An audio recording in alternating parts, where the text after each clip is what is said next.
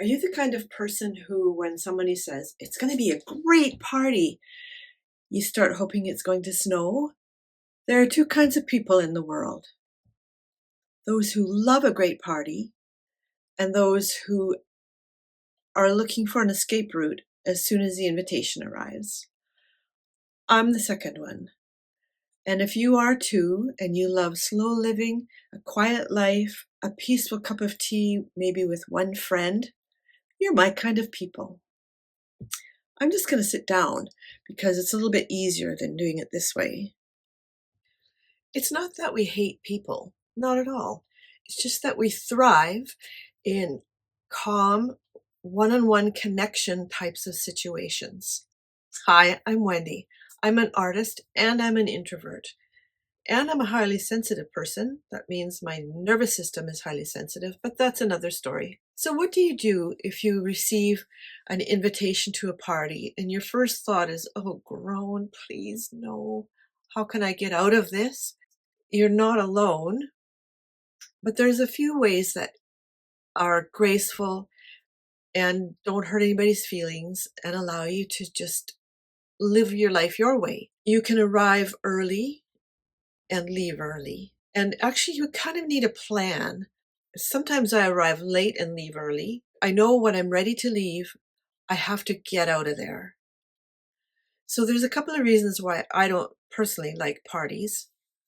Number one is a great volume of noise is unpleasant for me. So you get a room or a house full of people who are all talking over each other. And usually there's music in the background and there's food and talk, and it's loud. And loud doesn't work for me because it's actually stressful. And you might find that for yourself too. Another thing for me is I have a quiet voice. It does not carry unless I'm singing soprano, which I can do, but it doesn't really work for conversation.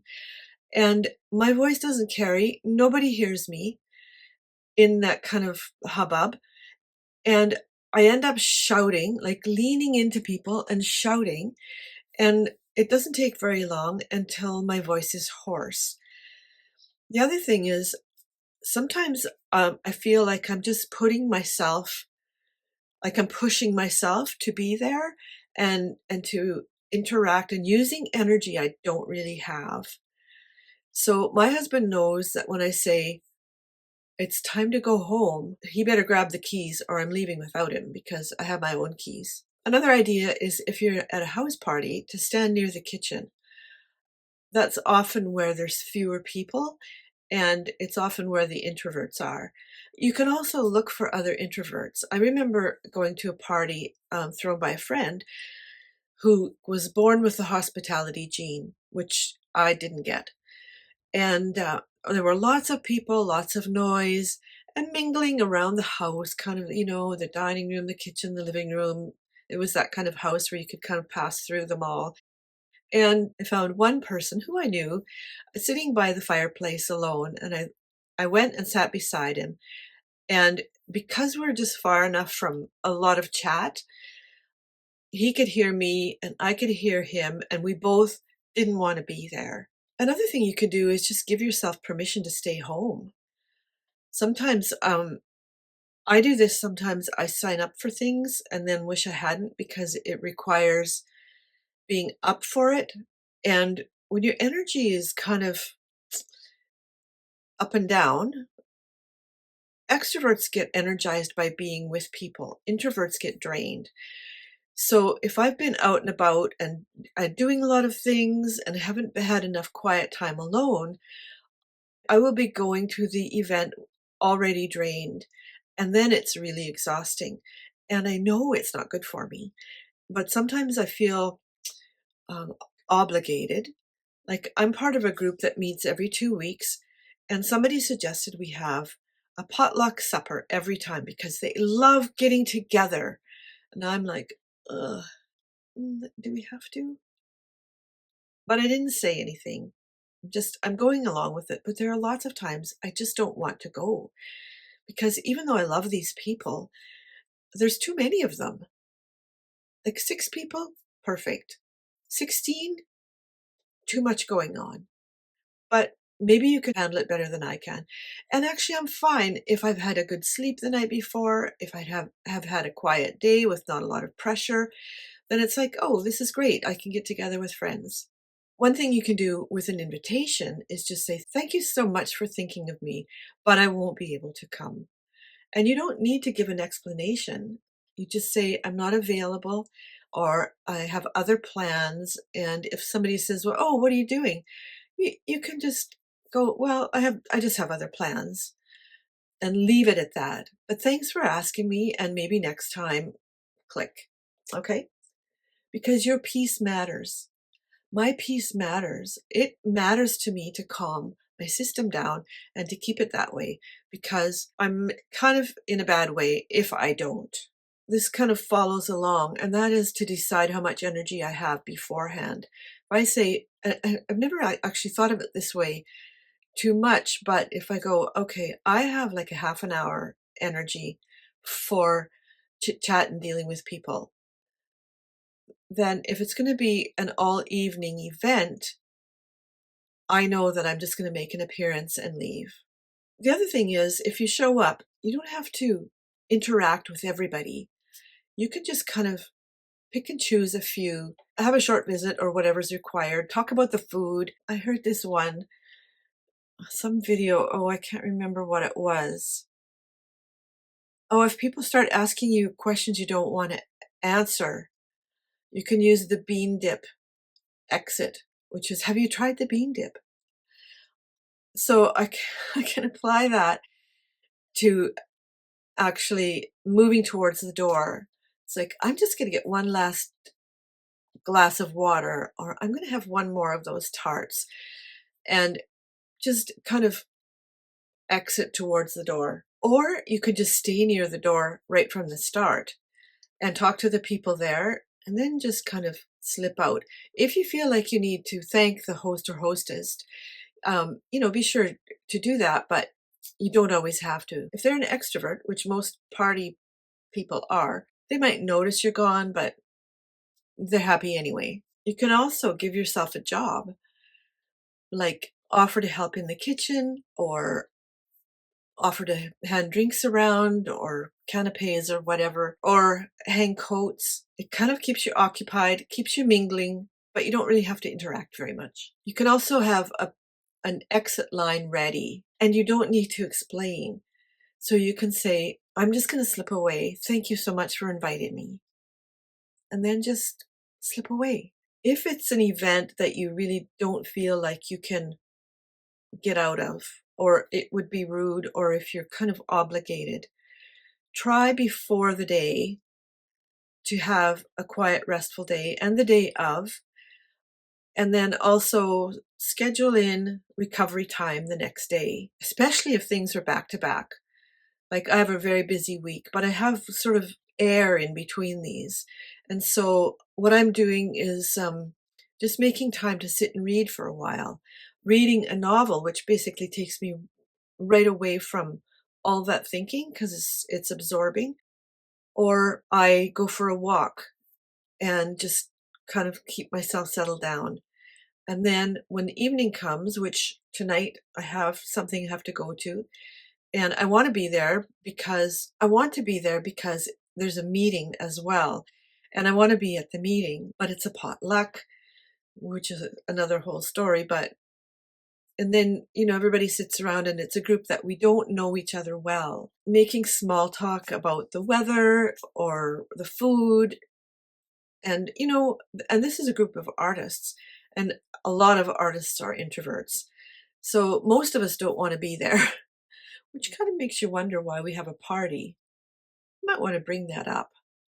Anyway, don't feel obligated to fill the silence. It's okay just to be quiet and eat, or sip your drink, or look at the art on the walls, or my favorite, if people have a bookshelf, to go and study the bookshelf, because I love books and I'm always interested in what people are doing with their books and what kind of books they read and things like that. Okay, this one is if you're starting to feel agitated. I don't have a problem with anxiety, but sometimes I just feel anxious to leave mostly. But if it's kind of the middle of something and you don't really feel like it would be polite to get up and leave, I mean, some people don't worry about being polite, but I'm Canadian and every culture has its unwritten rules. A couple of things you can do is soothe yourself. Use an anchor, which means doing something that kind of calms your system. So one way you can do that is just stroke your arm. You can twist a ring. You can have a scarf that you just can feel the fabric, or whatever you're wearing, just feel the fabric. It just kind of takes your attention inwards. If you're good at it, if you practice, you can also just kind of mentally shut out the noise and the chatter and whatever, and just center the feeling, like see how you feel in your body and how you're breathing. And you can also take calming breaths. So big breath in through your nose, through into your belly, not your shoulders. Don't lift your shoulders. Let your belly puff out, and then a slow exhale. So in,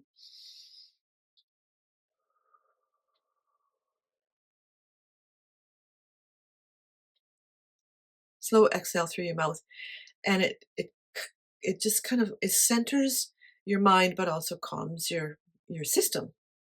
Here's something else you can do. I haven't really thought about this one. I just actually made a list, and so things came to me. Choose how you will participate. So you can go to an event and choose what level of participation you want to have. That can be just listen, just observe, sit quietly, just be yourself. Frankly, I usually want to take a book, and I'm not really in favor of looking at your phone. It's kind of rude, but you can kind of decide how you want to interact with people. And if your energy is low and you don't want to interact a lot, just don't. Also, avoid falling prey to what other people want you to do. So if you're telling the host or hostess that you're going to be leaving, it's like, oh no, stay longer, don't leave yet. You don't have to. All you have to say, I'm so sorry, but I really have to go. And you don't have to explain why. And you don't have to feel guilty about it. It's your boundary. Also, as you arrive, you can just kind of calm yourself and go, I don't have to be anything I'm not. I don't have to be anything I'm not. That's really powerful, because so often we actually feel pressured to be something we're not. And if you go in with that intention, hopefully it'll be a better experience. I went to my husband's company party a couple of nights ago, and it's held at a restaurant, sort of a restaurant pub. And there's all these people. I only know two other people, really. I've been in sales, and I can make conversation with just about anybody. So, but still, the music is loud. There are people I'm having trouble finding common ground with. So a lot of times I just didn't say anything. I just relaxed. I looked around. I kind of listened to what other people were saying. My husband wanted to visit more, but there came a point where I just said, I have to go now. Let's go now. And he's actually become quite sensitive to me when I say that it's time to go. He'll go, you want to go now? Like, yes, I need to go now. And so we left. I mean, I appreciate that so much, especially in a situation where I really didn't want to be there anyway, but I was kind of expected to. And also because it made him happy. That's not a bad thing. But always remember, you don't have to go to things if you don't want to. You don't have to put yourself in situations that you know are going to be harmful. You don't have to. You don't owe it to anybody. You get to choose.